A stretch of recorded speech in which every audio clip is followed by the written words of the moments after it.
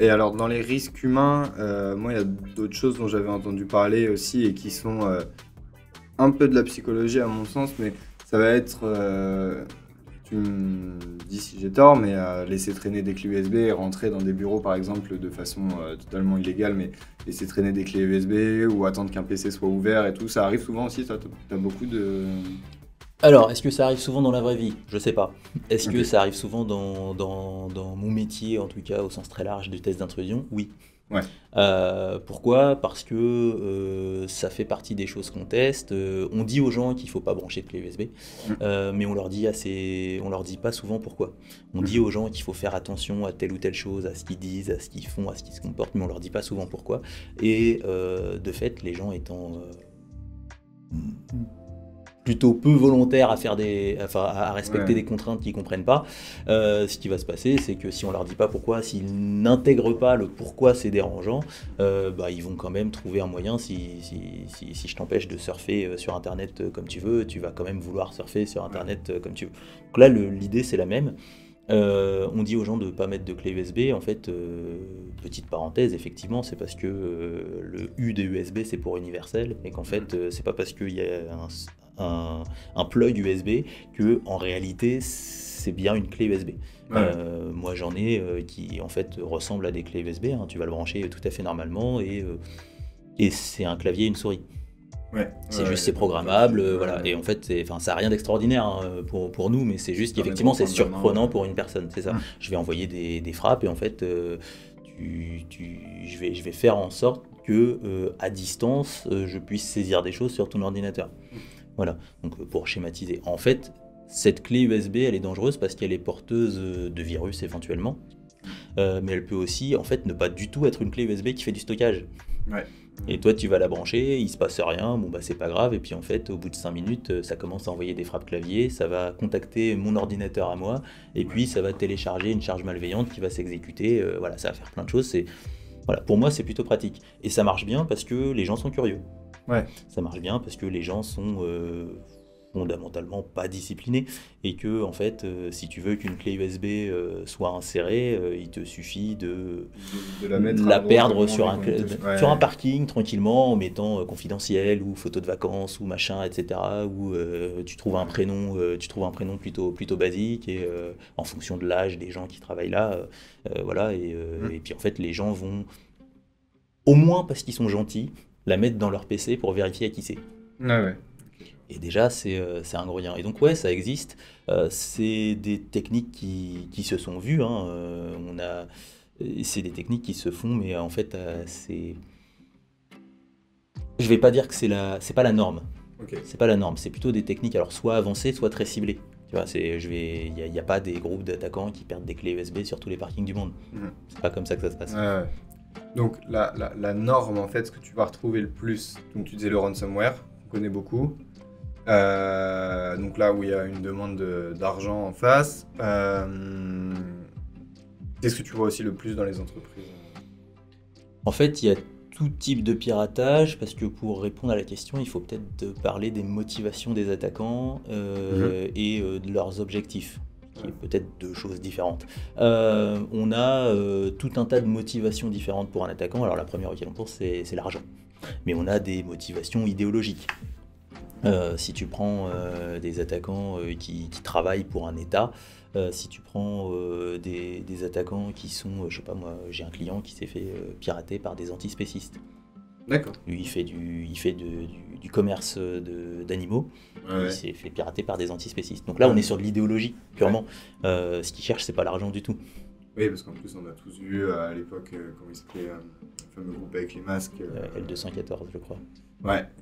Et ça, c'est pareil, c'était des idéologies, c'était des tentatives de renverser des systèmes. C'est ça, c'est ça. En fait, au-delà de la valeur idéologique de l'idée, la motivation de ces groupes-là, qui sont motivés par ça, c'est de se dire, on va défendre notre idéologie Mm. dans le monde numérique. Et ça existe avec la guerre en Ukraine, on en a eu, avec tout un tas, voilà, des mouvements religieux, des tas de Ouais. choses en fait. Donc on a l'argent, on a l'idéologie, on peut avoir tout simplement l'amusement, l'envie, enfin Mm. simplement l'opportunité. Et puis on a la rancœur, etc. Il y a tout un tas d'actes de malveillance qui sont commis par des salariés pas contents. Ok. Ah oui, c'est intéressant ça. Et puis Plus après, qu'on peut le penser. ouais, pas mal en fait. Alors après, ça dépend ce qu'on va appeler acte de malveillance, mais il y a une stat qui dit qu'en gros, 2 commerciaux sur 3 qui partent avec la base client. Ok. Ouais. Et ça, c'est aussi. Ouais, c'est du vol. Si on parle confidentialité, c'est du vol en fait. Tout simplement, c'est-à-dire que moi je vais partir, parce que j'y ai accès, je vais partir avec la base client. Et en fait, c'est très compliqué de se protéger contre ça. Souvent parce que le salarié qui va partir, c'est souvent le premier à savoir qu'il va partir. Ouais. Donc, quand bien même moi j'ai des mesures qui font que je surveille son activité, je surveille ce qu'il télécharge, etc. Avant que je reçoive sa lettre de démission, lui il a déjà prévu de partir. Donc il peut s'en protéger. Il peut avoir des contre-mesures à mes mesures à moi. Ouais. Mais en fait, ouais, il y a plein de sujets différents qui peuvent motiver quelqu'un. Et après, les objectifs vont avec les motivations, mais c'est pas forcément immédiat et direct. Les groupes qui font du ransomware et qui sont motivés par le profit, on voit bien qu'effectivement c'est l'argent, donc ils vont chercher l'argent là où il est. Donc le plus souvent dans les entreprises. Les ransomware, c'est les particuliers, existent toujours, mais on en entend beaucoup moins parler. Et en fait, ce qui va se passer, c'est que et c'est documenté, on a tout un tas de groupes ransomware qui sont plutôt gros, bien établis, qui ont eu un volume d'activité important, qui sont aussi des acteurs au titre de la sous-traitance pour des États. Ouais. Voilà, c'est-à-dire que, alors notamment ça a été documenté en Russie, où on a des hackers, alors on imagine immédiatement quand on parle d'attaque étatique, on imagine automatiquement des soldats ou des... Voilà, ouais, ouais, alors qu'en fait, en réalité, ça a été documenté, on a des pirates en Russie qui ont documenté le fait que ouais, ils font des actes tout à fait illégaux et il n'y a aucun souci avec ça. Puis un jour, ils sont contactés par le GRU, par le KGB, voilà, tout. Et on leur dit qu'on sait ce qu'ils font, mais que c'est pas grave s'ils rendent 2-3 services de temps en temps. Okay, et s'ils s'attaquent pas aux mauvaises cibles. Et donc de temps en temps on leur dit non, cette cible là c'est pas pour toi, ou tout à l'inverse, on leur dit tiens puisque tu es en train d'attaquer telle ou telle personne, hésite pas à rajouter ça dedans. Ouais. Voilà, donc en fait on a un groupe qui est motivé par l'argent, parce que c'est une mafia et rien d'autre, ils sont juste passés à l'ère du numérique. Et puis, à l'intérieur de ces intérêts à elle, se trouve le fait de ne pas vexer le gouvernement qui héberge la plupart de ses membres et qui peut avoir un pouvoir de nuisance important. Et ça, c'est une composante qui joue beaucoup. Par exemple, on peut se poser la question, pourquoi il y a encore des groupes qui attaquent des hôpitaux ou qui attaquent des mairies ? Ils ne payent pas, en fait. Ouais. Voilà, une mairie, d'abord, elle n'a pas d'argent, mais elle ne paye pas. Donc pourquoi est-ce qu'on l'attaque ? Pour l'image. Et on se rend bien compte que vu le nombre et vu la diversité des attaques, c'est pas toujours des attaques très établies par des groupes qui sont reconnus comme des groupes étatiques. Et justement, quand on voit le panel d'instituts, de gens qui peuvent être touchés et qui peuvent être attaqués en termes de cybersécurité, on peut se poser la question qui sont les premiers concernés ou qui sont les concernés tout court par la sécurité, et on a envie de dire que la réponse est tout le monde. Est-ce que tu penses que c'est le cas ? Ouais. Complètement. Mais tout le monde, de l'entreprise au particulier, en passant par l'association. En réalité, ce qu'il faut comprendre pour entendre le pourquoi c'est tout le monde, c'est que les groupes criminels vont chercher l'argent là où il est. Et à partir de là, il y a une industrie qui s'est créée, qui pèse des milliards de dollars, et cette industrie, elle a besoin pour se soutenir elle-même, elle a besoin que l'argent rentre. Et pour ça, elle a opéré la même chose que toute industrie dans l'histoire, elle a spécialisé ses métiers. Il y a des gens qui développent, des gens qui hébergent, des gens qui fournissent la logistique. Et puis tout au bout de la chaîne, il y a ceux avec lesquels toi et moi on risque un jour d'être en contact, les gens qui opèrent les ransomware. C'est-à-dire qu'il y a des gens qui vont acheter des kits, et puis il y a ceux qui sont au bout de la chaîne, qui sont les petites mains, qui vont déclencher l'attaque. Ils vont l'installer chez toi et le déclencher. Ouais. Et en fait, on a toute une chaîne logistique, toute une pyramide. Alors, je passe certains acteurs, mais on a toute une chaîne logistique, toute une pyramide, et toute cette pyramide-là, en fait, ils vont manger à partir de la rançon que tu vas payer. Ok. Chacun va prendre un petit pourcentage. Parce que l'éditeur, il est au bout de la chaîne, et lui, il a créé le logiciel pour tout le monde, donc il prend un pourcentage de la même façon que l'hébergeur. Ouais, donc c'est beaucoup plus organisé que qu'on peut le penser. On a tous l'image c'est vrai que le cliché de l'attaquant tout seul dans sa chambre sur son ordi. Non, il y a vraiment des trucs organisés, des logiciels, des kits. Ouais, le mec tout seul derrière son ordi qui va lancer une cyberattaque et réussir, c'est tout à fait possible. Ouais. Mais recommencer 200, 500 fois, c'est beaucoup moins probable. C'est long. Ouais, Voilà. En fait, c'est des groupes qui ont toute une logistique et qui, en fait, pour devenir performants, se sont spécialisés.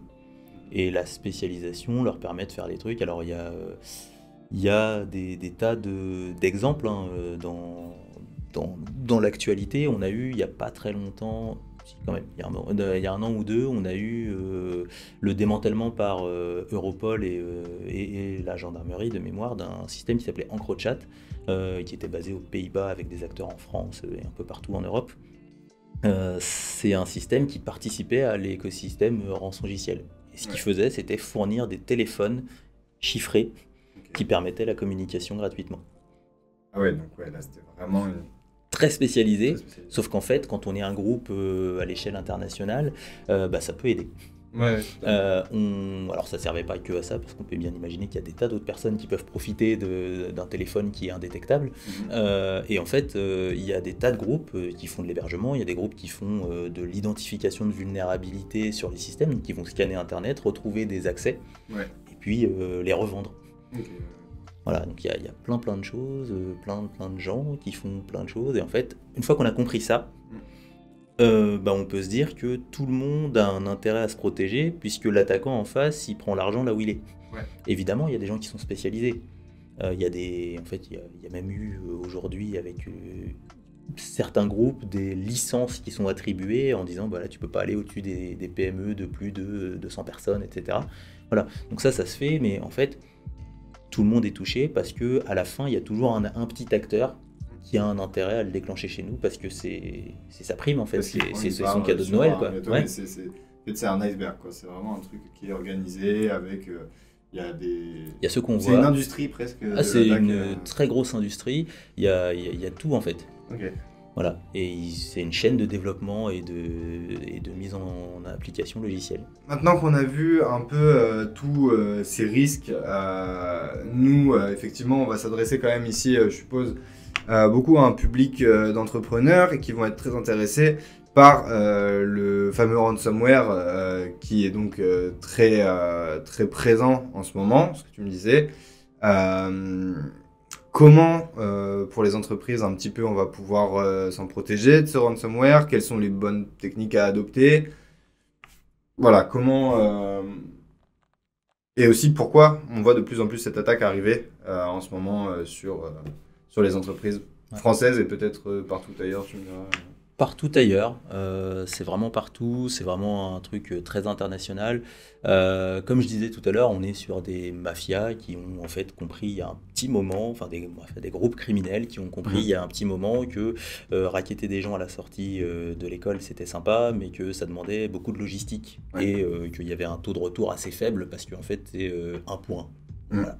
Je peux pas racketter 20 personnes en même temps. Voilà. Alors que effectivement au numérique je le fais. Donc c'est plutôt pratique et associé à ça on a l'hyper spécialisation dont je parlais avec un marché, une industrie qui fournit énormément de choses et en fait avec ça on va avoir un phénomène qui a émergé il y a quelques années qui est le ransomware as a service, c'est-à-dire cette idée que mon éditeur logiciel fournit une plateforme SaaS disponible à la demande à l'achat avec un rançongiciel qui est pour le moment indétectable parce qu'il y a une petite variation qui fait qu'on n'arrive pas, que les antivirus ne le connaissent pas encore. Ils fournissent le service, ils fournissent l'hébergement, ils fournissent les kits de déploiement, ils fournissent l'assistance, le support, l'aide à la négociation, même si tu as envie, parce que des fois on négocie avec les victimes. Ah ouais, donc il y a carrément de l'accompagnement. S'il faut, en fait, plus je paye cher et mieux c'est. Okay. Mais c'est aussi vrai, par exemple, sur tout ce qui va être phishing, sur tout un tas de sujets.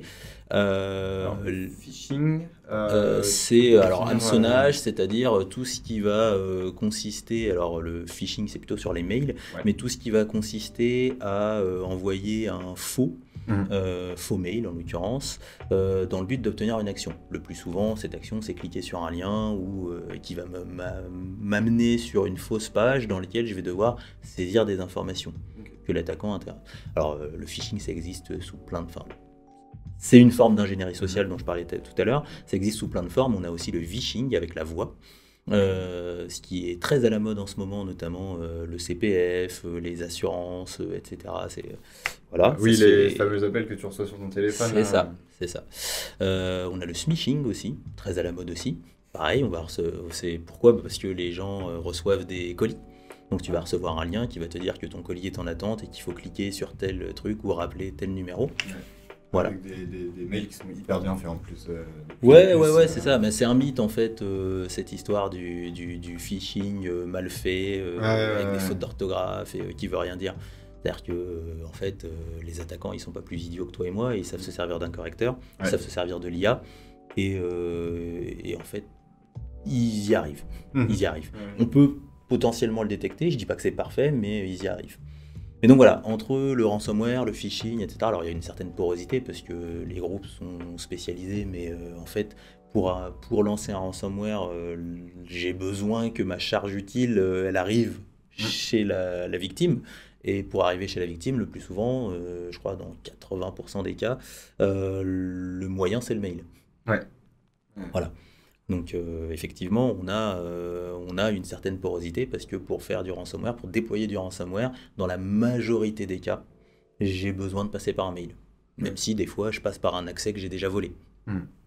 Voilà. Donc on a effectivement ça qui fait que c'est de plus en plus facile pour les acteurs malveillants de déployer du rançongiciel. Et en plus, ça marche parce qu'on a une nouvelle mode dans le monde du ransomware depuis quelques années qui est la double extorsion. C'est-à-dire que je vais rentrer chez toi, je vais voler tes données et après je vais installer un rançongiciel. Donc tu auras déjà pris ce que tu avais à prendre et en plus tu prévois de reprendre plus tard. En fait non, je fais tout en même temps dans la même. Je viens, je rentre, je vole, je chiffre. Et une fois que j'ai chiffré, tu vas avoir le message et je vais te dire écoute, en plus d'avoir chiffré tes informations, je les ai disponibles là. Si tu veux pas qu'elles deviennent publiques, faut payer une deuxième rançon éventuellement. Voilà. Donc c'est une double extorsion. Évidemment, faut pas payer, mais bon, ça on y reviendra. Mais globalement, c'est plus facile à dire qu'à faire. Et en fait, le sujet c'est on a tout un tas de cas, de techniques qui sont documentées, qui sont connues, plus ou moins connues, etc. Et c'est de plus en plus facile pour un acteur malveillant de le faire. Et il faut le dire, même si c'est pas plaisant à dire, que c'est principalement dû à une immaturité en termes de cybersécurité des entreprises en face. Alors justement, ça, comme tu disais, il faut surtout pas répondre. Il y a une immaturité. Ça serait quoi les conseils que tu donnerais à un entrepreneur? Alors avant ça, on peut se regarder peut-être quand même un exemple. Je crois que tu avais une vidéo à nous montrer d'un ransomware. C'est une vidéo qui explique ce qu'est le ransomware. Alors c'est une vidéo, c'est le témoignage d'un maire qui a subi une attaque par rançongiciel et qui va en fait témoigner des dégâts dans son organisation au-delà même de l'informatique. Ok. Bon, on se regarde ça et après on revient sur la question de la protection. Je n'aurais pas cru qu'on serait amené potentiellement à réactiver la fax du voisin. Je me moquais souvent de ma collègue parce que je lui disais tu n'as plus besoin de ce code postal, on a internet. Dire que c'est là qu'on s'aperçoit qu'on est vraiment dépendant de l'informatique, puis surtout on a l'impression de régresser. Pour Brut, je vous emmène à Angers où une cyberattaque paralyse depuis plusieurs jours les sites web et les services de la mairie. Là, je suis dans le hall du public, il n'y a plus aucun ordinateur qui marche, il n'y a plus aucun écran allumé. Par mesure de sécurité, les employés ne doivent plus utiliser leur ordinateur. Donc c'est un retour au papier et au crayon ici. plus d'informatique, donc on n'a plus que le téléphone, et puis plus d'informatique, plus d'internet. On a ressorti le code postal de 1989, qui va nous permettre d'avoir toutes les collectivités de France avec leur code postal pour leur adresser nos courriers qu'on fait maintenant manuscrits. On multiplie par 2 voire par 3 tout ce que l'on doit faire, puisqu'il faut tout faire de manière manuscrite. Donc on écrit. Donc on tourne par demi-journée sur les postes parce que c'est beaucoup plus fastidieux. Dans l'ascenseur, il y a une affiche, c'est écrit « N'ouvrez pas vos ordinateurs ce lundi matin, une cyberattaque a eu lieu ce week-end et endommage tout notre système d'information ». Écoutez, le pire qui pourrait nous arriver, ce serait de ne plus avoir d'électricité, c'est-à-dire qu'en plus on n'est plus les ascenseurs, la lumière, etc. Parce que pour le reste, on est en mode extrêmement dégradé, où chacun fait un peu ce qu'il peut. Voilà ce qui nous relie à l'extérieur à l'heure qu'il est. On avait pourtant eu un débat sur le fait de savoir si ça valait le coup de conserver ce fax, et puis on s'était dit que on ne sait jamais, ça pouvait toujours servir, mais je ne pensais pas qu'on en aurait l'usage en ce début d'année 2021.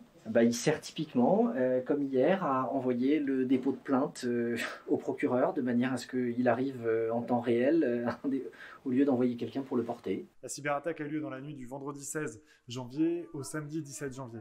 D'abord, c'est le compte Twitter personnel du maire qui a été piraté, et ensuite une attaque d'une plus grande ampleur a visé les services informatiques et numériques de la mairie. Les gens entrent dans notre système, pour dire les choses de manière simple, et chiffrent, cryptent des fichiers qui normalement étaient accessibles, rendant inutilisable toute une partie de l'architecture de notre système informatique. Il y a plusieurs types de cyberattaques qui sont encore une fois généralement le fait de mafias très bien organisées. Parfois il s'agit effectivement de ce qu'on appelle de rançonnage, donc en clair on crypte vos données ou bien on subtilise vos données et puis on vous propose de vous les rendre contre une rançon. Donc évidemment personne n'entre dans ce jeu-là. À ce stade, on n'est pas en mesure de vous dire si effectivement une demande de rançon sera associée à cette cyberattaque, comme nous ne savons pas aujourd'hui si effectivement, en tout cas nous n'avons pas la preuve que nos données ont été extraites de notre système d'information. L'impact de la cyberattaque dépasse le simple cadre de la mairie. Par exemple, samedi, la bibliothèque a dû fermer puisque la base de données n'était plus accessible. La plupart des services concrets se poursuivent. On n'a pas arrêté la collecte des ordures ménagères. On continue à alimenter en eau les robinets des 300 000 habitants de l'agglomération. En revanche, nous n'avons plus depuis ce week-end la capacité à pouvoir produire de manière normale le suivi de nos missions administratives. En clair, on ne peut pas délivrer par exemple un extrait d'acte de naissance à quelqu'un qui viendrait le chercher en mairie puisqu'on n'a pas accès. On n'allume pas les ordinateurs, donc on n'a pas accès à ces fichiers. Angers n'est pas la première municipalité à connaître ce genre de cyberattaque. Vincennes, La Rochelle ou encore Marseille ont connu des attaques en 2020. En France, c'est l'ANSSI, l'Agence nationale de la sécurité des systèmes d'information, qui lutte contre ces attaques. Donc dès le samedi matin, la mairie d'Angers s'est rapprochée d'eux. L'ANSSI a mené 50 opérations en 2019 et 200 en 2020. Ça veut dire qu'en une seule année, le nombre de victimes de cyberattaques a été multiplié par 4. Celle-ci vise aussi bien les institutions publiques que les entreprises privées. Le poids de l'informatique dans la vie quotidienne des services publics n'a pas cessé d'augmenter. Et on nous encourage à ça. Le Covid, avec toutes les procédures à distance, avec le télétravail, il a fait qu'on a continué à mettre sur nos serveurs des fonctionnalités qui autrefois n'existaient pas. Et on s'est beaucoup plus concentré sur le fait d'augmenter les services qu'on offrait à la population via le numérique qu'au fait de protéger l'architecture de ces systèmes. Ça ne veut pas dire qu'on n'a rien fait, ça veut dire qu'on n'a pas mis assez d'intensité et assez d'efforts là-dessus.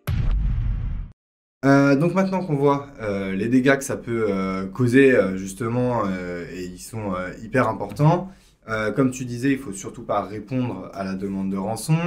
Comment on se protège, comment on augmente sa maturité, la maturité de son entreprise aussi et de ses collaborateurs face à ces attaques. C'est quoi les bons conseils que tu donnerais à un entrepreneur aujourd'hui en 2024, surtout face à la montée du ransomware ? Alors je dirais que le premier sujet, c'est déjà de faire un diagnostic, de savoir où est-ce qu'on en est en fait. Parce que, enfin c'est même un préambule en fait, c'est même pas le premier sujet. Le premier sujet, c'est qu'effectivement il faut se protéger. Il y a plein de façons, il y a plein de choses à faire pour réagir, mais effectivement pour se protéger, il faut savoir où on en est. Pour ça, je renvoie les gens, je te donnerai les liens si tu veux, mais vers on les mettra dans les commentaires de la vidéo. Ouais, vers les fiches de cybermalveillance.gouv.fr, qui est un organisme étatique qui a pour but d'aider les particuliers et les entreprises sur ce sujet-là, vers l'ANSSI, donc l'Agence nationale de la sécurité des systèmes d'information, plutôt pour les entreprises, qui a sorti un guide plutôt pragmatique qui s'appelle le guide d'hygiène informatique. Donc c'est en gros 42 mesures autour de c'est ça, pour appliquer pour être un minimum correct au niveau sécurité. Et puis voilà, il y a tout un tas de guides, de bonnes pratiques, et en fait c'est déjà ça qu'il faut chercher à appliquer, et c'est pas le cas partout. Et c'est déjà un premier problème, parce que la première des protections, c'est déjà d'avoir un niveau de sécurité de protection contre les intrusions qui va nous aider. La deuxième, ça va être d'anticiper le fait qu'on va forcément subir un incident à un moment et éventuellement être attaqué. Et donc anticiper, ça veut dire avoir des mécanismes qui nous permettent d'avoir une certaine résilience, donc de survivre à un incident qui nous bouge sur nos bases, quoi. Enfin voilà, faut être très clair. C'est est-ce que j'ai des sauvegardes, est-ce que j'ai pas de sauvegarde? Évidemment, si j'ai pas de sauvegarde, j'ai tout perdu. Si j'ai des sauvegardes, j'ai pas tout gagné, mais si j'ai pas de sauvegarde, forcément c'est perdu. Donc il me faut des sauvegardes, mais il me faut aussi une préparation. Un rançongiciel, dans la majorité des entreprises, c'est une crise. Est-ce que je suis préparé à gérer une crise? Voilà. Est-ce que je suis préparé à me reprendre mon activité ou à continuer mon activité? Justement, tu dis que tout n'est pas gagné en termes de protection. Est-ce que toi, ça t'arrive d'avoir des demandes, je suppose, un peu non réalisables? Qu'est-ce que tu pourrais dire aussi aux entrepreneurs qui te contactent, que des fois, quand c'est perdu, il faut savoir abandonner, ou alors justement, est-ce qu'on va continuer à pousser et il y a toujours une solution? Alors non, il n'y a pas toujours une solution. Parce qu'en fait, on fait de l'informatique et pas de la magie, et on ne peut pas travailler à partir de rien, que ce soit pour l'investigation, pour savoir ce qui s'est passé, comment les gens sont rentrés, etc., ou pour la reconstruction. Si j'ai pas de sauvegarde, ou si mes sauvegardes datent d'il y a 1 an, le delta, on ne le reconstruira pas. Parce qu'on ne peut pas y arriver, en fait. Et l'exemple même, le piège que la plupart des entreprises ont, c'est de se dire que j'ai mis en place une sauvegarde, donc ça va. Alors, une sauvegarde, ça vaut rien si c'est pas testé. Et dans la majorité des cas, quand on les teste, ça marche pas.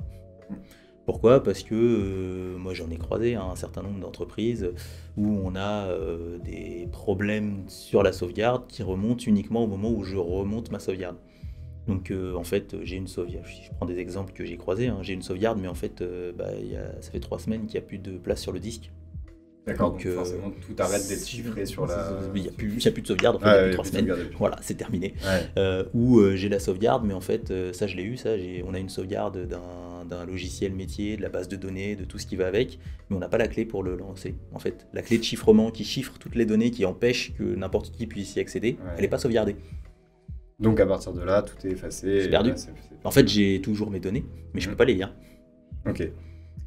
Donc ouais, ça c'est des choses qu'il faut vraiment vérifier en amont, s'y préparer, et des fois savoir que quand les données sont perdues, refaire mieux derrière. En fait, ce serait ça ton conseil, refaire mieux derrière et se repréparer. Le mieux, c'est quand même, faut anticiper. Franchement, c'est le maître mot. Faut anticiper du point de vue technique, du point de vue organisationnel, du point de vue humain. Donc il faut anticiper le mieux possible. Maintenant, anticiper, c'est pas infaillible. Donc moi, ce que je dis, c'est qu'effectivement, il faut anticiper techniquement en appliquant les bonnes pratiques techniques, en ayant de la sauvegarde, en ayant tout ce qu'il faut, bref. Regardez le guide des bonnes pratiques, et déjà si on applique ça, on n'est pas trop mal, mais il faut le suivre dans le temps, c'est pas juste une action impulsionnelle, c'est vraiment quelque chose dans le temps qu'il faut faire. Il faut aussi anticiper le fait qu'il y a certaines choses qui vont rater, qui va nous manquer, il y a une certaine perte, et ça passe du côté des trucs les chefs d'entreprise auront sûrement entendu parler, donc plan de continuité d'activité, plan de reprise d'activité, disaster recovery plan, on appelle ça comme on veut. Bref, c'est cette idée que je subis un événement qui va déséquilibrer mon organisation de façon très grave. Comment je continue? Comment je repars? Qu'est-ce qui se passe? on va dire que tout le monde en a fait un petit peu, presque tout le monde en a fait un peu l'expérience au moment du Covid. Ouais. Il y a ceux qui étaient préparés et puis il y a ceux qui ont couru pendant des jours pour essayer de s'organiser. Bah, la différence, elle est là, l'anticipation, c'est tout. Voilà. Et c'est là où c'est important et c'est là aussi où en fait anticiper, ça va nous amener à une chose, c'est réduire le niveau de risque résiduel. Parce que plus j'anticipe et plus je me prépare, et si je me prépare, je vais réduire les risques que je cours. Et de fait, je vais avoir une part de risque résiduel, puisqu'il y en a toujours, mais qui est de plus en plus fine. Okay. Et donc de plus en plus supportable. Le jeu, c'est pas d'arriver à zéro en fait. Le jeu, c'est d'arriver en dessous de la barre de l'insupportable pour l'entreprise, puis d'arriver à un niveau qui est largement supportable. C'est-à-dire que si je fais des sauvegardes et que je dis je peux perdre 2 heures de production, c'est pas grave. Okay, j'ai perdu 2 heures. Certes, j'ai perdu 2 heures, mais je survivrai. Et justement, pour réduire un peu ce niveau, on fait appel à toi, en fait, à des sociétés qui font toute cette surveillance en amont, aussi un peu pendant, je crois. Alors moi, je fais vraiment le diagnostic, par mes activités, les principaux sujets sur lesquels je vais intervenir, ça va être la formation des humains sur ces sujets-là, savoir reconnaître les types d'attaques, savoir comment se comporter sur une crise, comment se comporter sur une attaque, etc. Mais surtout, ma principale activité, donc, c'est l'évaluation. C'est-à-dire, quand on parle du diagnostic, c'est un diagnostic un peu poussé, alors ça peut varier, mais l'idée c'est vraiment de se dire, c'est quoi mes faiblesses ? Où est-ce qu'un attaquant peut passer ? Qu'est-ce qui va rester ? Et donc évidemment, si on prend le bas du spectre, on est sur un diagnostic assez basique. Et là, il n'y a pas besoin de technique. On prend, moi généralement, on va prendre le référentiel des 42 bonnes pratiques de l'ANSSI, le guide d'hygiène, et on va dire, ok, ça vous faites ou vous faites pas. Okay, et déjà ça, on est capable de savoir où on en est. On peut pousser le truc en allant beaucoup plus loin, en déroulant, parce que sur 42 bonnes pratiques, on peut aller, sur le guide, il y a 42 mesures. Ces 42 mesures, en fait, si on les déroule d'un point de vue gestion de risque, on double facilement le nombre d'exigences. Et donc, en fait, on peut aller plus loin que les 42 pratiques. Mais en fait, on se rend compte que déjà, au niveau diagnostic, 42, ça suffit. Ensuite, on va plus loin en vraiment rentrant dans le détail. Puis après, il y a vraiment le test technique, le test d'intrusion, où là, en fait, et ça, c'est ma spécialité, le sujet, c'est de se dire, OK, maintenant que j'ai un niveau de préparation qui n'est pas zéro, il y a un intérêt à commencer à vérifier ce qu'un attaquant pourrait faire. Il reste aussi comme risque résiduel. C'est ça. En fait, finalement, qu'est-ce qu'un attaquant pourrait faire et quel impact ça aurait sur moi. Donc là, c'est clairement le métier d'un pentester, c'est de se dire, ok, peu importe le contexte, que ce soit une application, que ce soit une entreprise dans son ensemble ou le réseau interne, externe, etc. Bref, l'idée, c'est de se dire, j'ai un objet d'étude, je l'ai sécurisé parce que j'ai suivi des bonnes pratiques, j'ai suivi des guides, etc. Est-ce qu'il est bien sécurisé ? Qu'est-ce qu'un attaquant peut faire s'il arrive à rentrer et comment il arriverait à rentrer et comment je m'en protège. Donc tout ça, c'est les questions auxquelles répond un test d'intrusion. Et puis à la suite de ça, on va corriger. Et c'est un processus, c'est pas un moment la sécurité, c'est vraiment un processus. Et donc au bout d'un moment, on recommence, tout simplement. Et en fait, de fois en fois, si on fait les choses correctement, on s'améliore. Et c'est là où on va réduire le risque. Damien, merci beaucoup pour toutes ces informations. On espère qu'elles seront utiles à tous les entrepreneurs qui nous regardent et qui ont eu ou pourraient avoir, comme on le disait, des problèmes de cybersécurité, parce que ça concerne vraiment tout le monde. C'est vraiment quelque chose dont il faut se protéger, comme tu le disais, à tous les niveaux d'entreprise et de façon plus ou moins différente.